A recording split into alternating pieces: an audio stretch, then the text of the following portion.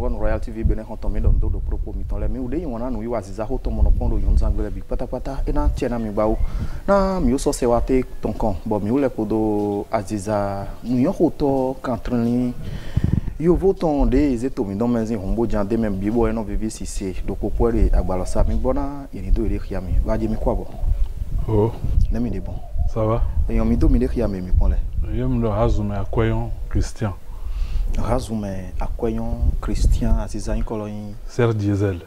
Serge Diesel. Oui. Et tout exemple Serge Diesel misera Aziza Nkolo. On doit checker congolais de mon ami parce que à l'ozone non dieseliste mi. On te lance en gasoil. Et pièce de pompe injection. Ouais non claro. Moto diesel est canon. Tout exemple inko na do ya gami bo mi bo se do blo Aziza. Mais ga se razume to teme we na inko ngando. Hobon ouais. Hobon to e. E na chena mi ba o. Mi bona mi ya jogwasa. Bon, mille dinero, mi kwa kota bede mille gan. Le coup vient 2 ans même. File a honkan we men le photo idodo we mi le fi. Wa se tambi don te don e ke mi wa a ino village en passa. Dawo menu mi ku be gan do tanko de beneto me fi ma wa gbo to ko me. Be wa se tante don agbo me fi we ran dijon.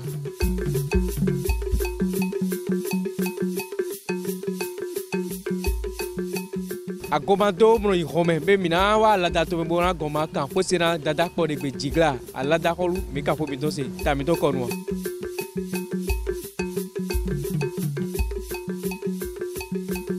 No iwa wa se tante ton e komizo dangbo kakawa do savalo sin tokolo me savalo vi sunu savalo vi nyonu ne mi fo gbo magandia.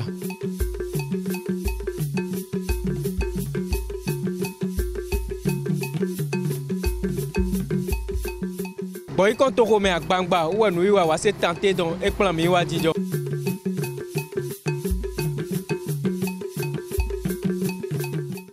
No iwa mi ton wa se tan e re mi wa gre ko wida zin to ko me.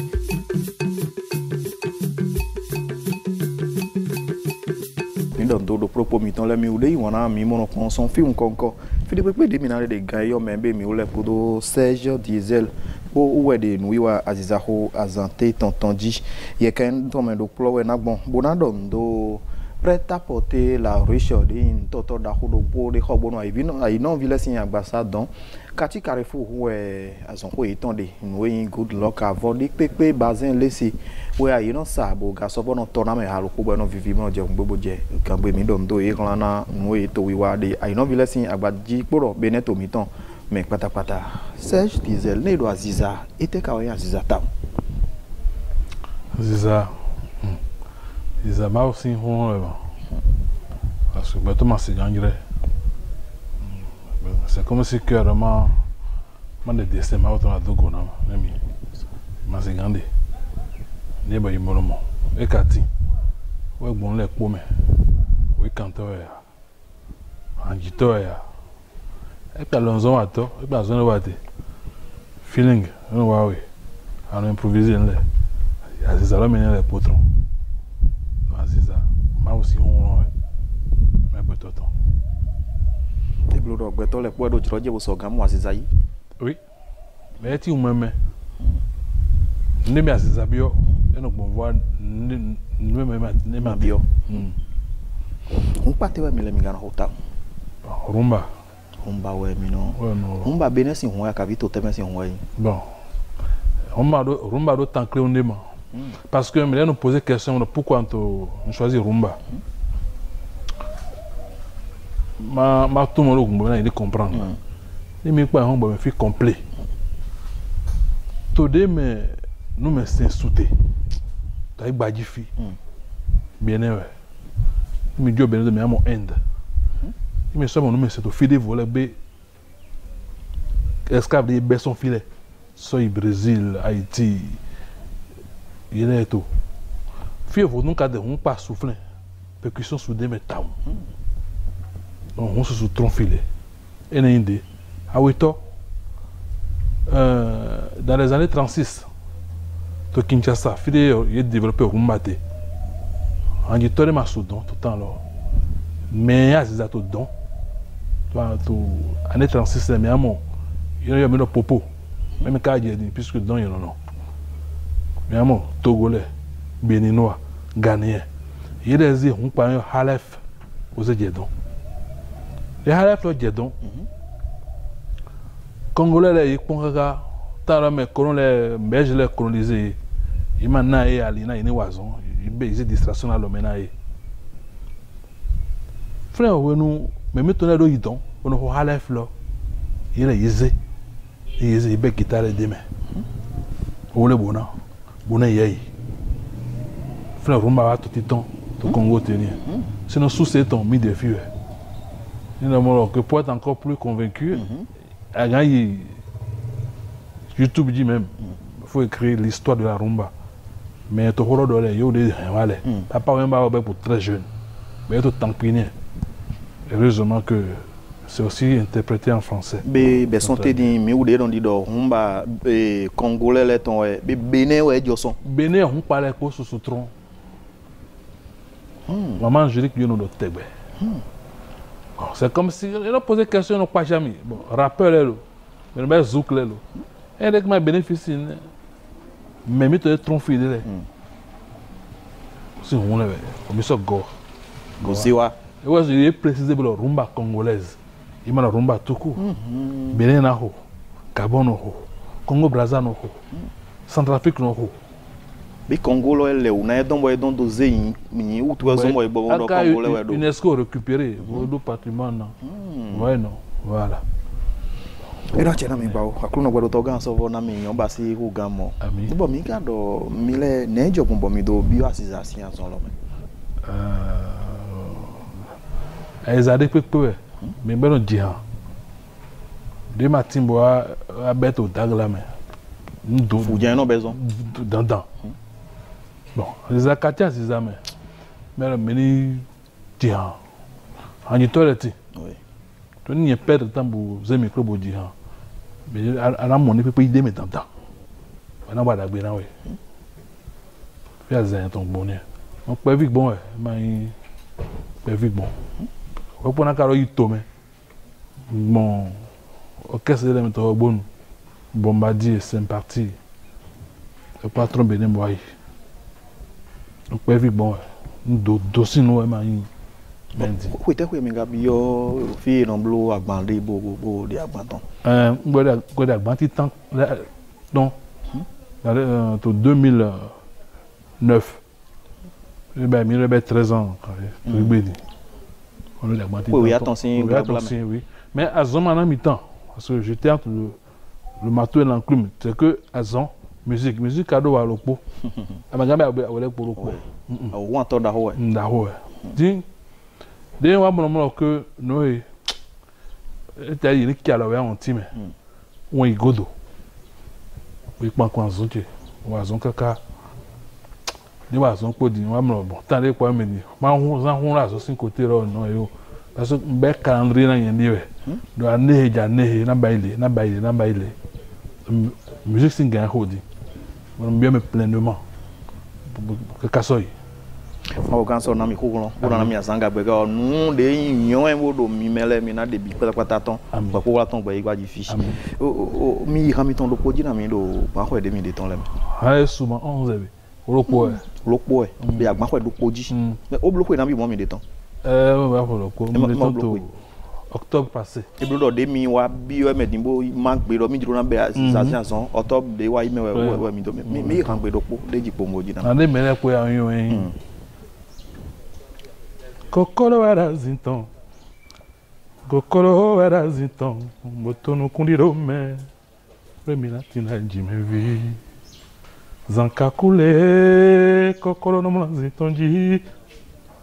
Zangba kule kokoro no mlanzitonji bono tono kundiro me modana mimbo na manse mindana mimbo na manse o cambia we no jeho no yue toka sotindo mime kokoro wa no ba vira zime we ya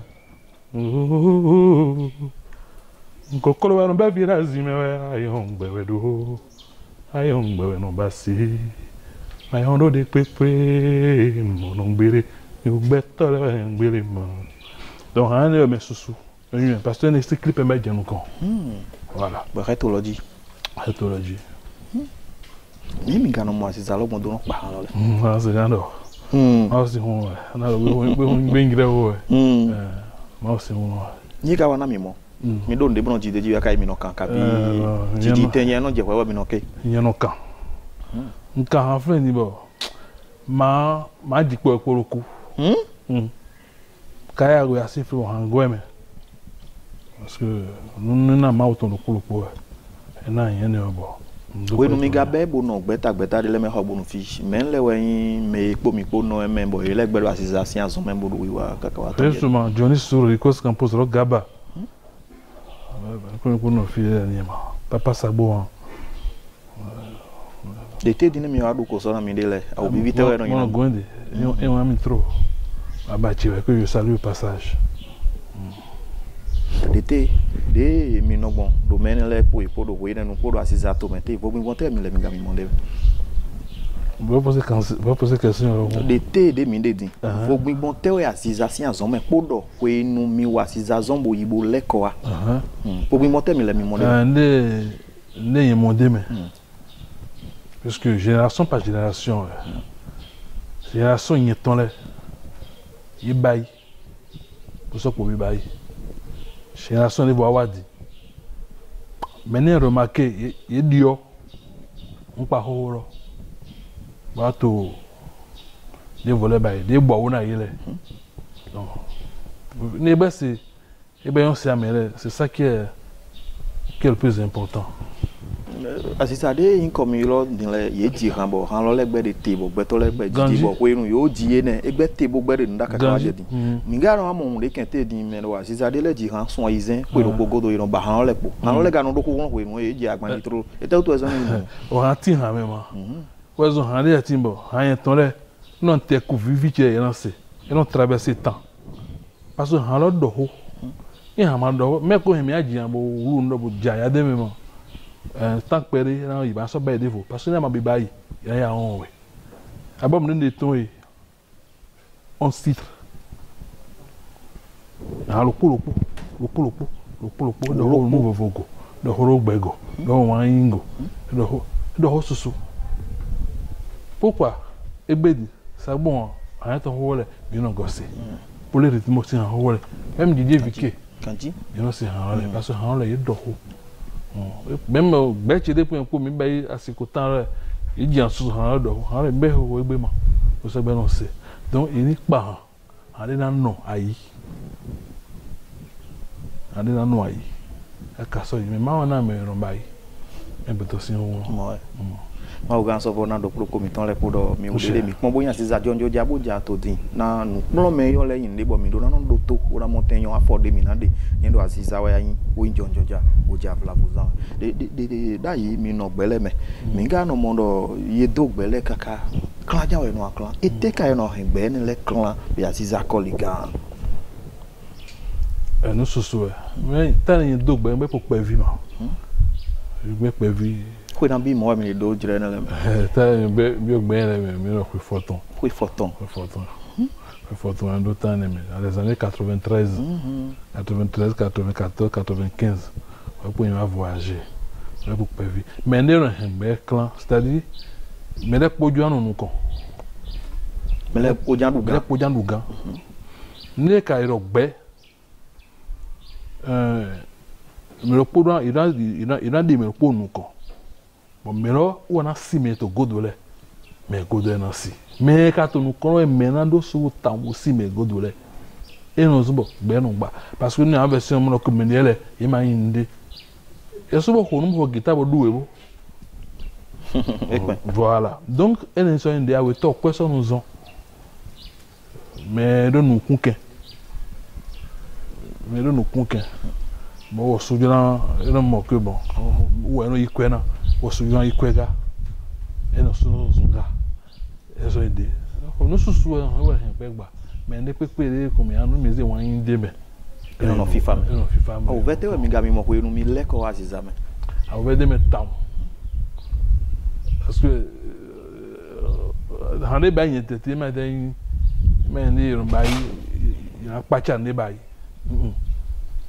un bail il y a un bail ouais déjà tu vois on sait et maintenant vivi on a besoin d'on bon faut fifi faire de te filer voilà donc mais ben son le son Congo donc Gabon Gabon mais nous Congo régulièrement Gabon Congo fiente là Alsace côté congolais point honton on sort nos caisses de nous pour mettre dans don voilà mais n'a qu'à dire no betcheme no congolais to fait boto no e ma sene donte ne nous on so vivi no mais c'est quoi donte quand dit ouais zone gobro on va to fifide on va zone to frère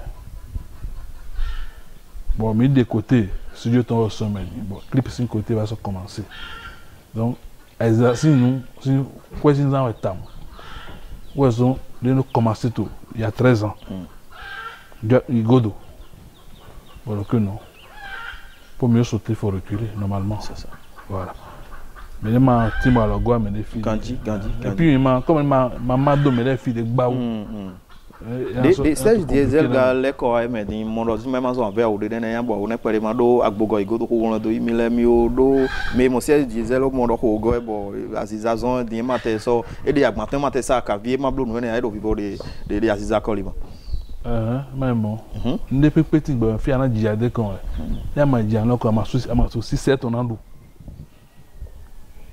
aga inde pepe no bon aga ba ne bon on ando aller ton to so ana jiade kon dandan azon ya ana plan azon ya ana jiade kon le po do ya ka yigbe na to début lo to bi ben lo ton no ba wona me no wọ́n ní ka so to nlo me ba yin wọ́n na nlo mo so mo ya lo gba wo tari yẹn no kon to parce que un bec clip le podi c'est pas moins 2 millions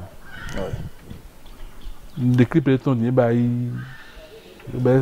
samedi passé des clips de ton on a une météo et bien clip a no so be de voni be toté l'élite donc pele dans des tons kakabo na do sobe kuna bodo to ganso na mi ho eton o gamo ni akode ya sizabere ton le didi mo jan we de do Congo ka vi Gabon sin to moi te file po mais il est moi haro etongo e ha nanko mo e ade mo parce que ils ont un deme bénéfice par exemple dit ya yon lo be nga me de pele oyinke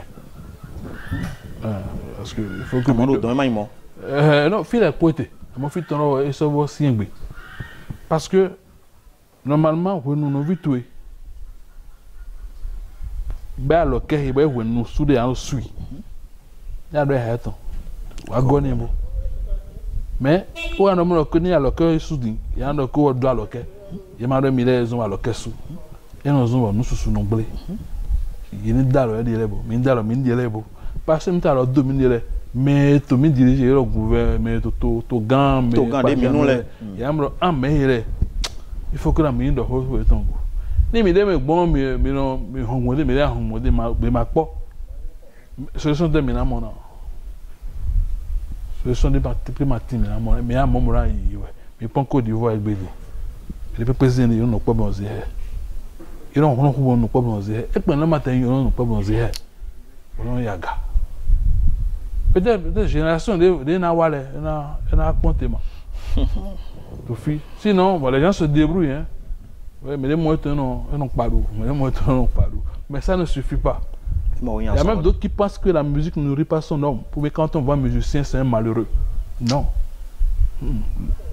un artiste en général c'est quelqu'un qu'il faut respecter parce qu'il n'est pas un homme ordinaire non ça je suis pas d'accord.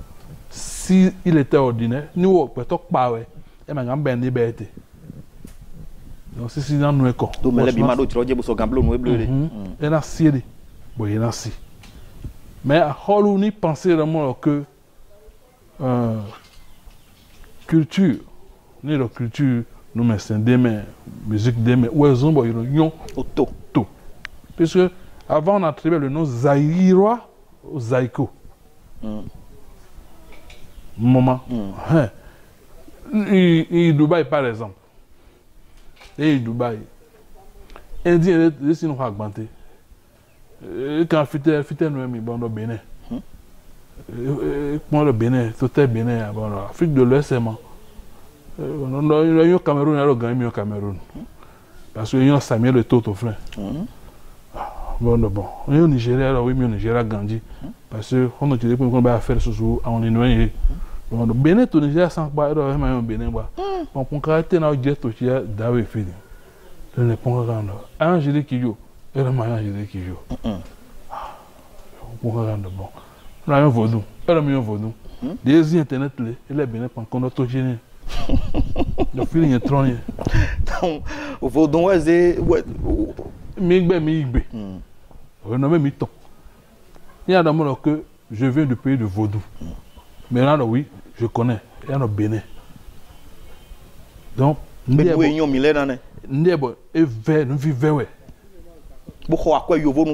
vivons d'Aho. Nous vivons d'Aho. Mais regardez comment nous vivons. C'est ma Dodo. Mon 10 janvier. Mais pas en gourmand de nous. Mais que nous non, et non, tant son bébé. On n'a pas besoin de Jaya. Parce qu'on est des meilleurs tous les ans. Donc, Bénin, c'est tout. Vaudou, c'est tout. Mais de là, il y a Vaudou, nous y en a quand même. Vaudou, nous y en a quand même. Vaudou, nous y en a quand même. Pourquoi Vaudou, nous y en a quand même? Nous avons Vaudou, Vaudou, nous avons c'est comme si le téléphone portable, tcha, nous pas, maintenant, il faut tout, mais vous nous moquons, nous, agayons, mais vous zoomez, agayons, mais vous so, codez, mais là, donc, nous, agayons, à côté téléphone, là, pour là, on voit une là.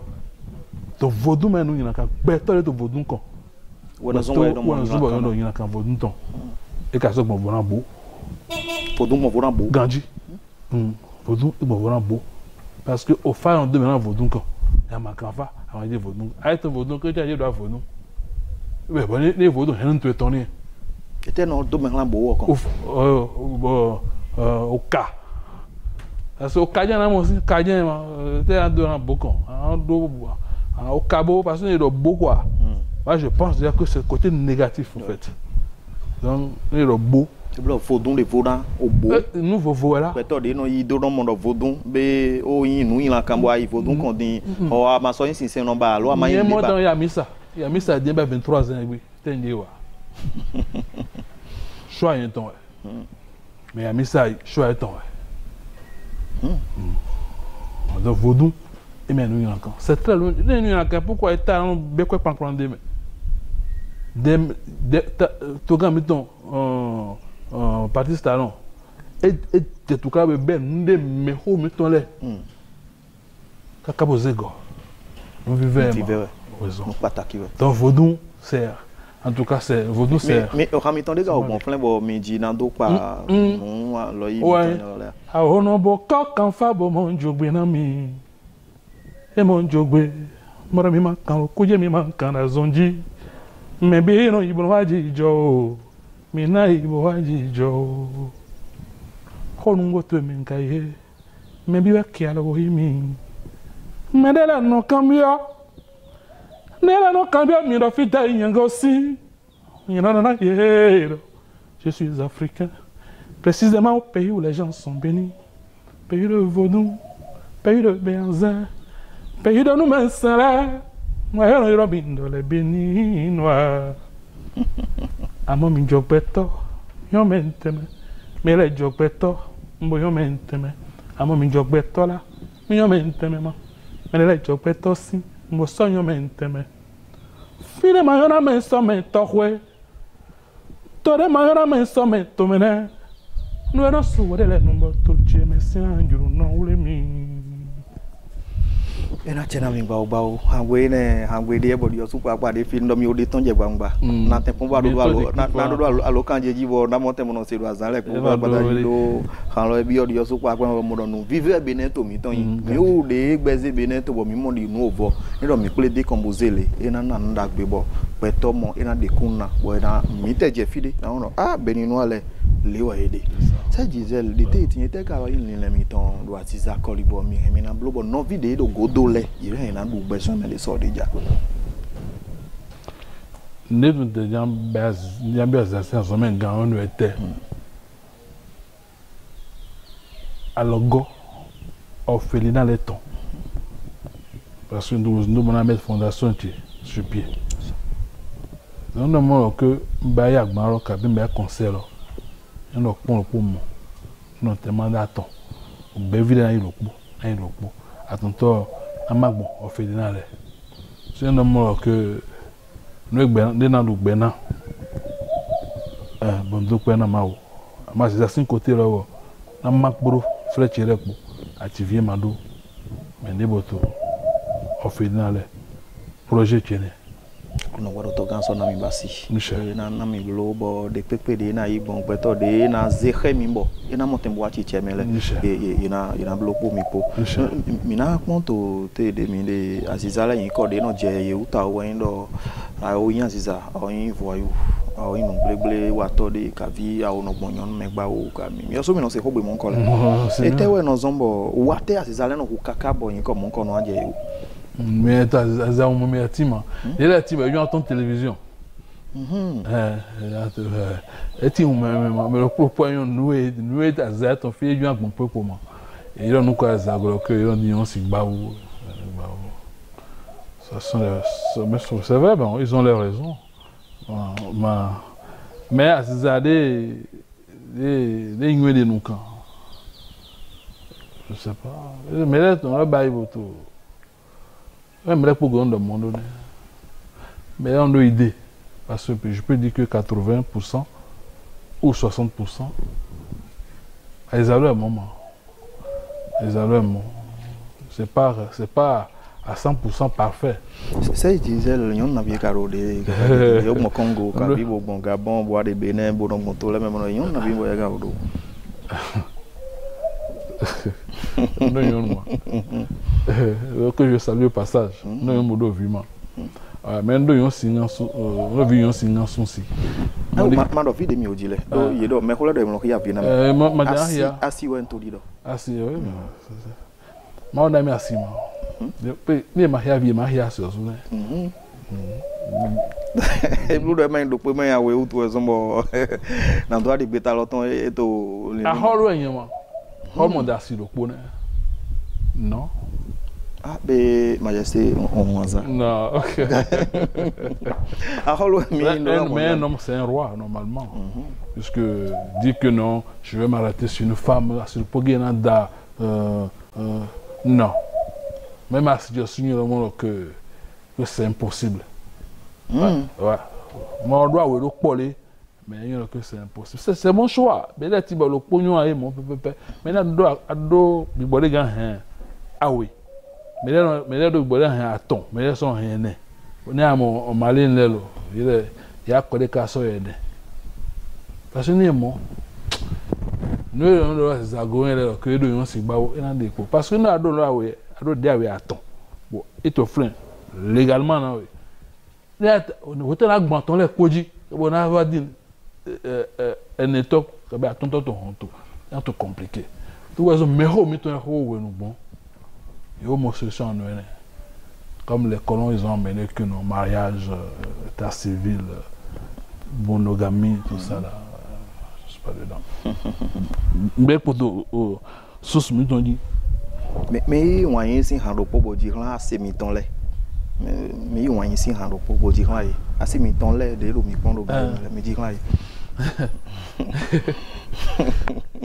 Na wagmoya na namba igmoro jovira do kona mimboi lili firi akaje ya toi destination inconnue firi akaje ya toi destination inconnue lili tu connais celui que tu perds oh lili tu connais mes défauts celui que tu vas rencontrer Lili a eu donc c'est un peu ça.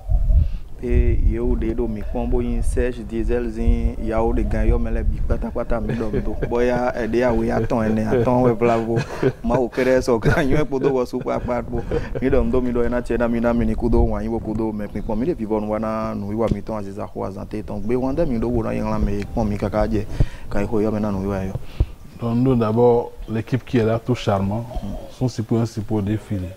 Parce que c'est grâce à leur magie que on nous voit à travers la caméra. Je te remercie aussi parce que je te suis depuis Zaho, ça fait longtemps. Même depuis là-bas, je n'ai pas jeté un coup d'œil sur YouTube.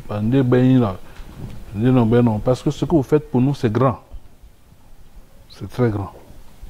Les gens m'ont appelé que non. Il y en a contacté ma fille. C'est un grand plaisir. On a mis bien ami. Voilà. Magadi de moi cas à la commune de fille. Mandiwa. Je dossier le mino tiens. Parce que non, nous mettons les numéros. Donc merci beaucoup.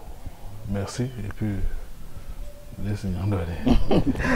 et na tira mi bawo mi don do propos mi ton la lokan de US organ yoro mi de ne do ndo mi ton vlabo 99 44 38 38 99 44 38 38 bien lokan de di yoro Serge Diesel de beau moyen manager étant trop et yon be manager étant mi moyen mi en so moyen yo de yon si flavo bo so jamo Serge Diesel na e yon pona we utu à mon manager ton manager on a ene ma deme et à son temps et ma rokore mi don do propos mi ton la mi ude pon mi son fi un konko mi don do mi ba do na chena mi DJ région be don do na Paris ni to lo me don do na chena ho su papa do ani kudo nuwe a wiwana aziza bene ton le bi pata dawo identité ngbe boni ne rozima mi o mo ikado ni o bo do yi bon lewe ndi do aziza to me na vi bi région konto attends oui de votre main.